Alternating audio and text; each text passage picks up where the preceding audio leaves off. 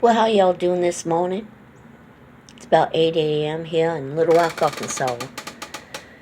And I literally woke up thinking about something that went down in a live chat. I was subscribed to their channel not too long ago, and since then I have unsubscribed, and I'm good. I'm good with that.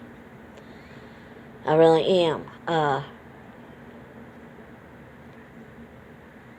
I analyze things a lot. I'd like to learn from some of my experiences.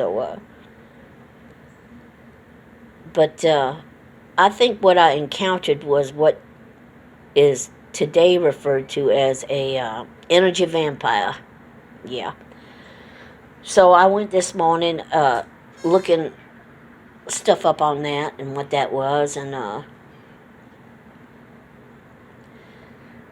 I thought, where's the difference in somebody that genuinely needs an somebody to lean on, somebody to talk to, maybe somebody that might could give them a little help, and an energy vampire? What's the difference? So, because energy vampires will often come across as somebody that's always in need. They're always going through something. It's everybody's fault but theirs. And they're just looking for their next victim. Pardon me. So, I went through that in a live stream here not too long ago. As much as I'd like to give the host some support and everything on their channel, I found that when this began happening to me with the energy vampire, which is, from what I've read, exactly what they are, the host had been friends with them so long that, they really didn't understand that I didn't want to hear it. Now, I believe that you should have loyalty to your friends, but not to the point where it's going to hurt you or make you look bad. All right, so I began questioning what's the difference in somebody that's actually going through something, needs somebody to talk to, might need a little help if you can give it to them, and an energy vampire. And an energy vampire, somebody actually looks for somebody who is compassionate, will give them attention, a listening ear, and that's what they're constantly looking for. All right, they're constantly looking for that kind of situation, and it actually will drain the other person to where it's stressful for them, all right, because it's constantly happening. You never hear them talking about doing anything to fix their situation or reaching out for help. They're constantly complaining about this, that, and the other thing. And so it's never ended for them, you see. And if they can get somebody that's compassionate, that will lend them a listening ear, that has some empathy, they target that person, all right? And what it does is it causes stress. Now, the other person may not realize it causes them stress. Now, for somebody that really is going through something that's not self-inflicted, that is trying to get out of it, you might be willing to, pardon me, go through a stressful situation to help people. I've done that myself. And I know that people have done that for me in times when I've gone through something. But there's a difference in going through something and reaching out for help and constantly using your situation for attention. There's a difference in venting and dumping stuff on people, right? So they're constantly looking for somebody they can dump stuff on. They don't look for solutions for their problems. And although it's not a mental illness, it does involve sociopaths, psychopaths, narcissists, traits. And I kind of feel bad because I'm an empath. I'm putting that out there. I'm an empath. And, I have chat rooms where a bunch of empaths go and we meet and we have things in common and stuff like that. And empaths tend to care about what people are going through. We can really relate, okay? And often, putting this out there, people who have gone through things themselves can relate. We can relate. We can be there to comfort you. If we can help you in any other way, we can. But we don't put up with somebody that's a way of life for them. You understand? It's a way of life for them. And they will drain you, and they call them energy vampires. And I was in a chat room where there was an energy vampire in there for sure, and they were used to milking the host. And they will target, like I said, people who are compassionate. They will lend a listening ear, and they target people like that. And them and the host were good friends, but when they pulled that on me, I was like, yeah, okay, I'm sorry you're going through what you're going through, but, everybody has one of them days, and I understand, but, you try to put them off the best way you can, because at this point I had already seen their character and personality and what they were doing, and they got mad.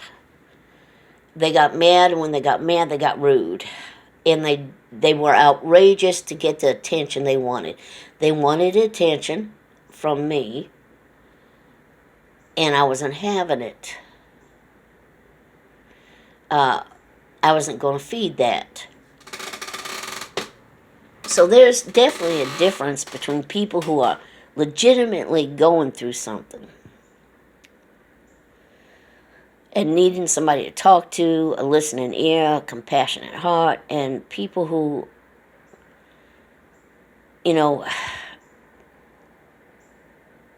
there's a difference between people who do that and the energy vampires, okay? They will seek out people who are like that. But the problem is there's never ever any solution to their problem. Their problem is either self-made, or they're blaming somebody else for it, and it's perpetual, and they're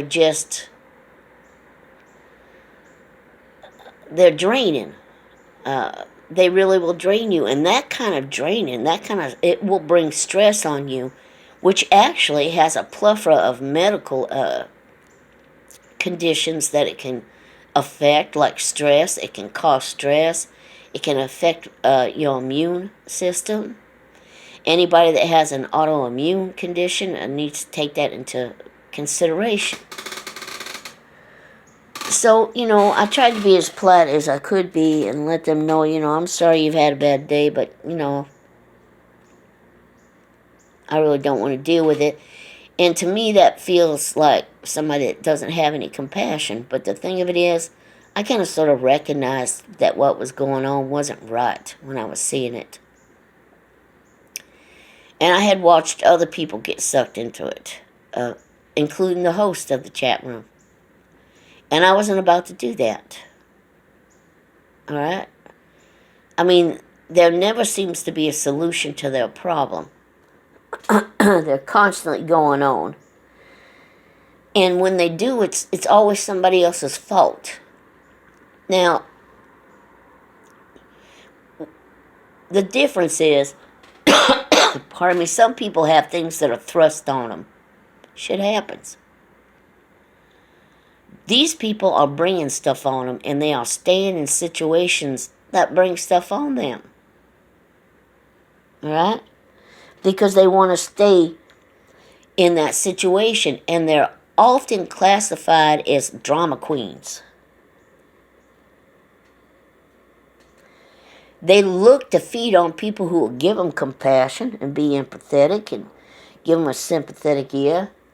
They target people like that. These kind of people are a source of chronic stress.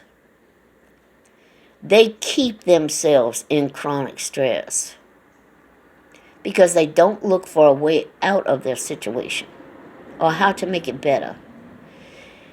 And so they impart that stress to other people. Again, where do you draw the line between actually being there for somebody that's going through something and entertaining a energy vampire?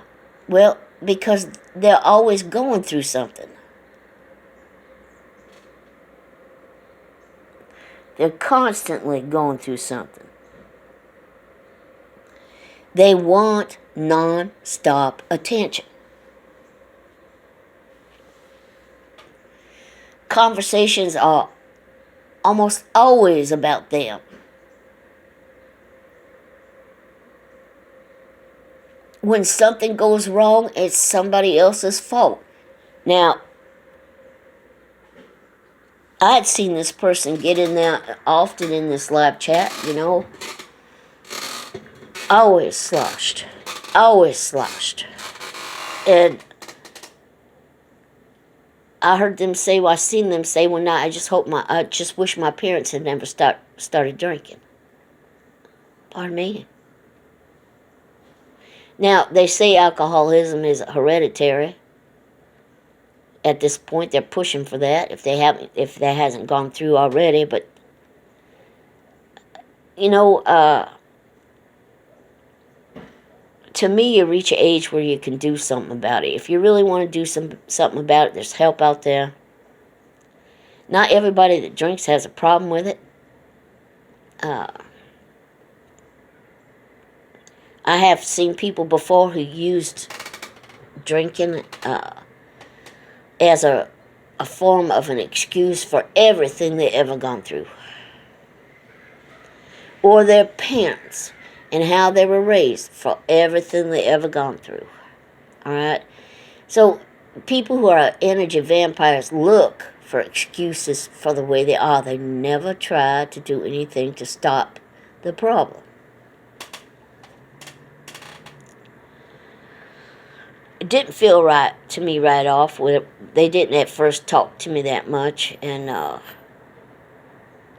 when they did, they were pushing their problems on me.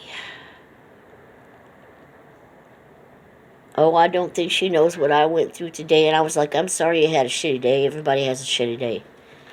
Okay? They wasn't going to let up there, all right?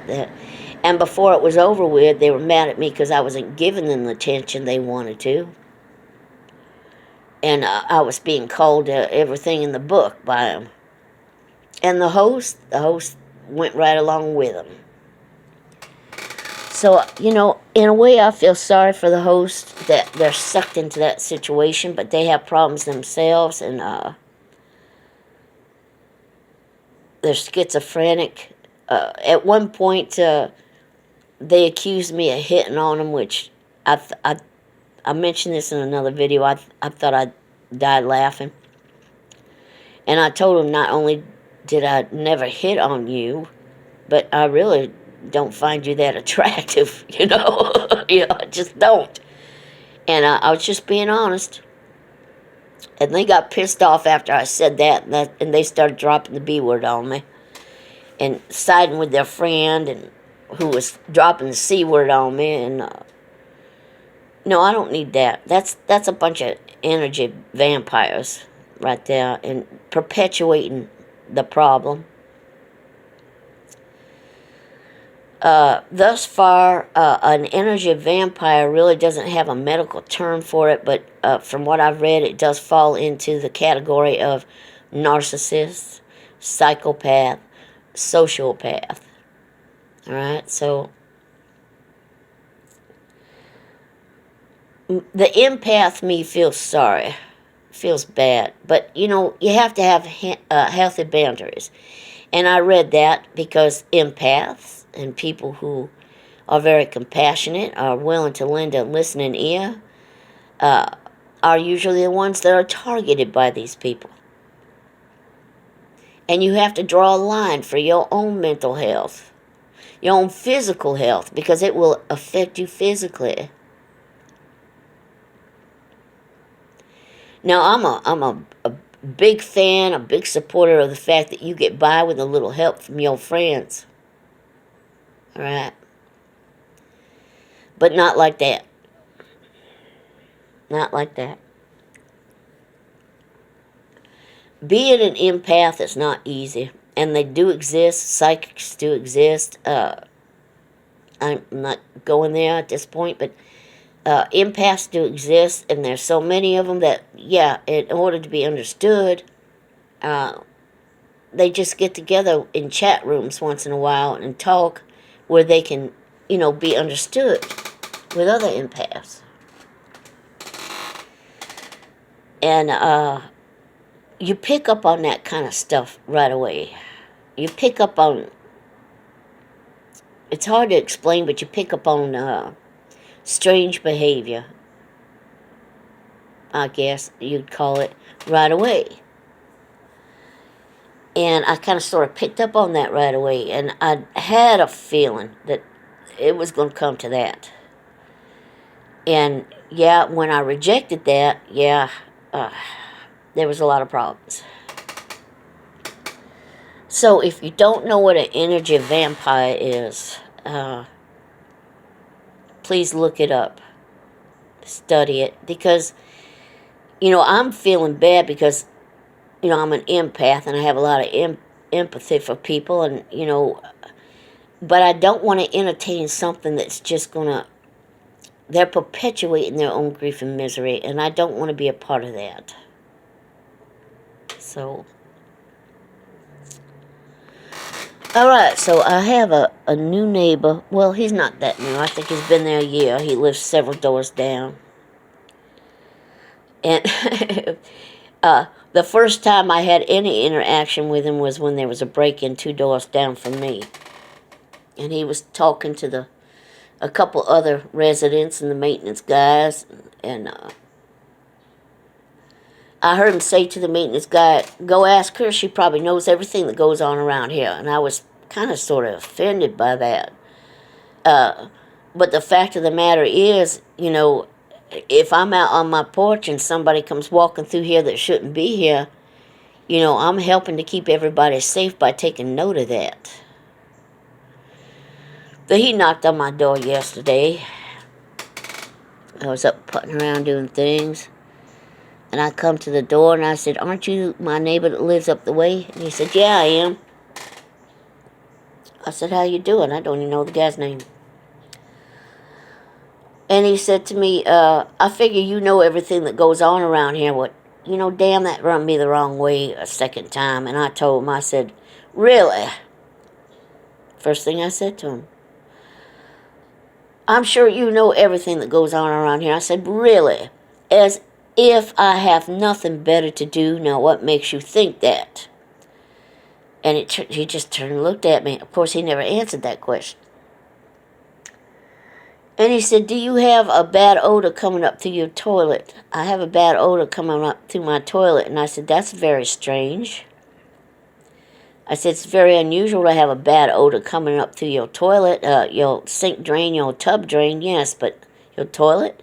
I said, "No, I never experienced that. I use chlorine bleach tablets in the back of my toilet because the humidity here is so bad that pink mold will begin to form on the inside of the toilet bowl, and I ain't having it." So I said, "That's very unusual." I said, "They do have a problem with some sewer here." I showed them a grate. "How you doing?" Showed them a grate over there, and every time it rains, it floods. And I said, "But no, I've never heard of that." And I looked at him and I said, "But that's something you need to go to maintenance with. You need to go to the office with that." And full well knowing that he knows that. All right? He knows that. You need to go to the office. You need to talk to maintenance. why are you at my door? I'm giving this look like, why are you at my door? You know, being an empath and having some other experiences working in other fields when I could work, I knew something wasn't right when he asked that. So, yeah, he was here for some other reason, and I knew that. And I said, he said, it looks like the pool's open. And I said, yeah, we got a notification today that the pool was open, which I am very surprised. Very surprised that the pool is open, that it opened up this year. But I've lived here almost 3 years, and it was included in my rent, and I ain't seen it till now. I said, yes, they put out a notice, that left a notice on everybody's door that the pool was open. Didn't you get your notice? And he said, oh, is that what that was? And I said, yeah. He was like, oh, all right, there could be some partying now. And I said, I can't use that pool. He looked at me. Yeah, I looked back at him like, yeah, hello, I'm never going to be in that pool. I said, I can't use that pool by myself. Well, I'm sure there'd be other people in there. I said, no, I cannot use that pool by myself. Now, I could not get into that pool physically and get out physically by myself. Before I come down with the RA, I worked out religiously. Was very athletic. And when I was diagnosed with it, it like to kill me. I told him, I said, isn't there something I can do? As far as work. All right, no. He said, no. And I had several doctors tell me that, professionals. I got more than one opinion because it bothered me so much. Before it was over with, I had 3 opinions of people who were professional in that, specialist in that area. And I said, what about exercise? What can I do there? Can't do nothing. Maybe swim.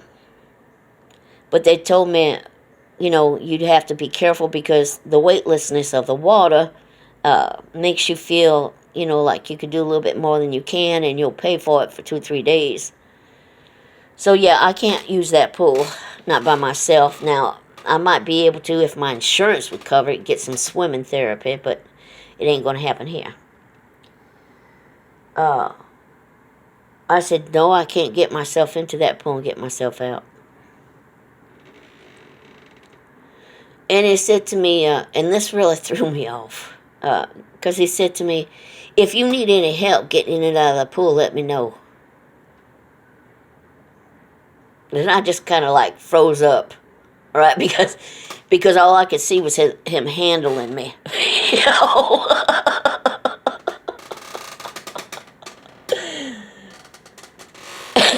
You know, I give him this look like my eyes got real big. I looked at him like, buddy, it's going to be a snowball's chance in hell before I let you put your hands all over me. You know? Some people's children. Now, and I said, well, all right. And he asked me my name, and I told him that before it was over with, he couldn't remember my name, and I remembered his. And I said, your name is Martin. Yeah. And my name is Becky. Yeah. And he said, see there, you're good with names. And I said, actually, no, I'm not. And I'm thinking to myself, but I'm going to remember the name of somebody that was, like, invited me to let them put their hands all over me while I'm in the pool. No, ain't happening.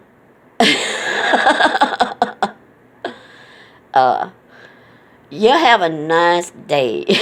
You know, and I said, yeah, and he started walking away. I said, you might want to get a home maintenance. You know. Ooh, people, sometimes, I'll tell you what, if I was going to let somebody put their hands all over me to get me into a swimming pool, a lake, what have you, it'd be somebody I felt comfortable, at least knew, and somewhat, and No, I'm not desperate to get in that pool. It wouldn't be somebody I didn't know. Yeah, so, I laughed a long time after that because, you know, there's really a whole lot better way of meeting people than pretty much telling them you know everything that goes on around here, which is calling me nosy, which, you know, first of all, it's my business what goes on here. I live here. I pay rent here. It's my business what goes on here. If you want to call me nosy or look at me as being nosy, that's your damn right. Just don't get in my face with it. And that was a polite way of telling me I was nosy, and I was like, really? As if I don't have anything better to do. Now, what makes you think I would do that? So, but, you know, some people have trouble voicing their opinion, or the way they think, or the way they may feel. And me, I don't have a problem with that. I don't. Now, not to say that I don't use any filters. I do on occasion. But sometimes people need to know that just as much as they don't have any filters, you can not have any filters. All right? Now, my personality makes me a target because I am compassionate. I am a good listener. I have a lot of empathy for people. And it makes me a target for people like that, you know. And my disability does not make me any less smarter or hip to the shit that's going on than anybody else. Do I know it all? Hell no, I don't know it all. I seek to know something different every day. Do I jump on everything as the truth? No. And I suggest you don't either. But I hope y'all having a beautiful day, and I hope y'all keep it that way. And I guess that's the point of this video, that you need to understand that there are energy vampires out there. And that is their way of life. And they like it that way, and they don't want to change it. And it is totally different in comparison to people who are really going through stuff, that has had stuff thrust on them, and they're fighting to get out of that crap, and they're just looking for a little help. Whether it's prayer, love and understanding, or even financial help, or even help with food. I've done all that stuff. Now, am I boasting? Am I bragging? No, because I've been in a position like that myself. And I appreciate it. I really do. So anyway, y'all should learn how to recognize what an emotional vampire is. How they'll suck you dry if they can, and that's their way of life. So heads up, and I'm only putting that out there because, you know, everybody's going through something at some point, and you got to make the best of it. And sometimes your hands are tied as to how to make the best of it, but the least you can do is not let anybody come in and suck you dry of whatever stability you have yourself when you're going through something. Look for friends if you're in any situation that will support you,